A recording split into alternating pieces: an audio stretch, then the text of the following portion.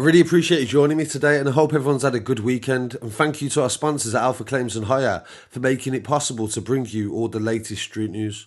This first story is an update to one of two shootings that took place in Brixton last week. You may remember when I was talking about people that had helped a man who was in a park and directed the police to be able to save his life. They said that if they wasn't able to be directed and find him at that time, he would have potentially died. Just keep shouting for me if you can, alright?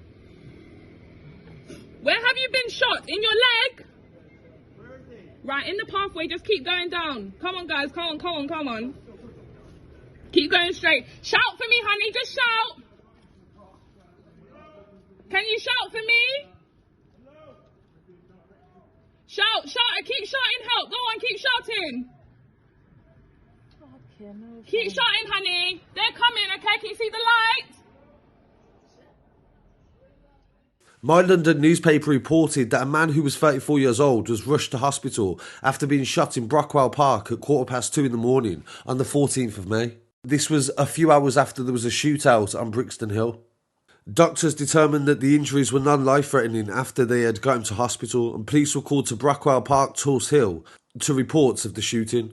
But the video footage that I've obtained today, thank you to Dave Nathan, shows the moment that witnesses were actually directing the police to the man that was in the actual park. My London newspaper also got to interview them, and there was identified as Cheyenne Robinson and Shannon Wallace as well. They explained they lived 100 metres away and first heard gunshots and then screams from a victim at 2 a.m.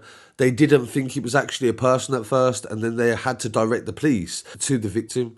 So big respect to them two for actually helping to save somebody's life, and also for actually being aware of it, because he was in the middle of the park in the middle of the night, and nobody, as the police had said, would have been able to see him. The whole park was shut down but reopened the day after, the local councillor said. And there have been no arrests in relation to the actual incident.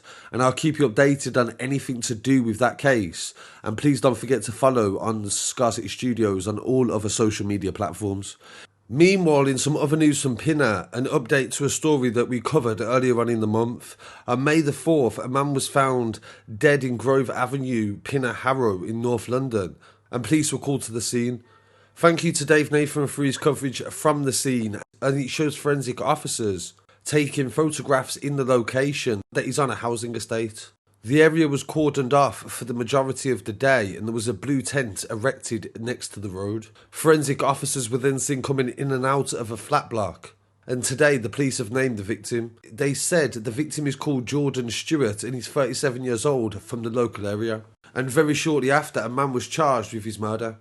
Mohammed Haji, 30 years old, from Grove Lane, appeared at Willesden Magistrates Court on the 6th of May, charged with murder and possession of an offensive weapon. He was remanded in custody to appear at the Old Bailey on the 10th of May, and police said they were called at 7 a.m. on Wednesday the 6th of May.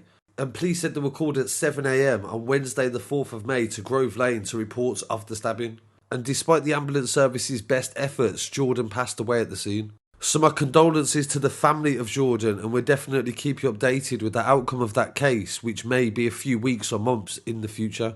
And in the Sutton area on the 10th of May, police were called to a stabbing incident that was classed as non-life-threatening. At approximately 3:45 on Nightingale Road, a man who is believed to have been aged in his 40s was taken to hospital for multiple stab wounds, but his condition was not life-threatening.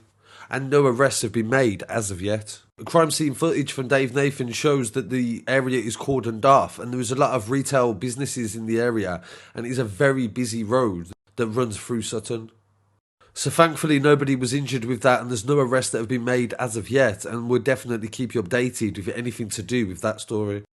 Police were called to Shoreditch High Street with a male with serious injuries that are classed as life-threatening. These were head injuries, and I don't believe that a knife was used, and he was taken to hospital but is in a stable condition.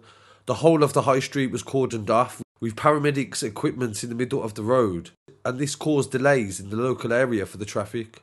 So this is some of the latest news coming from London, and we've got some more updates coming from Birmingham this evening.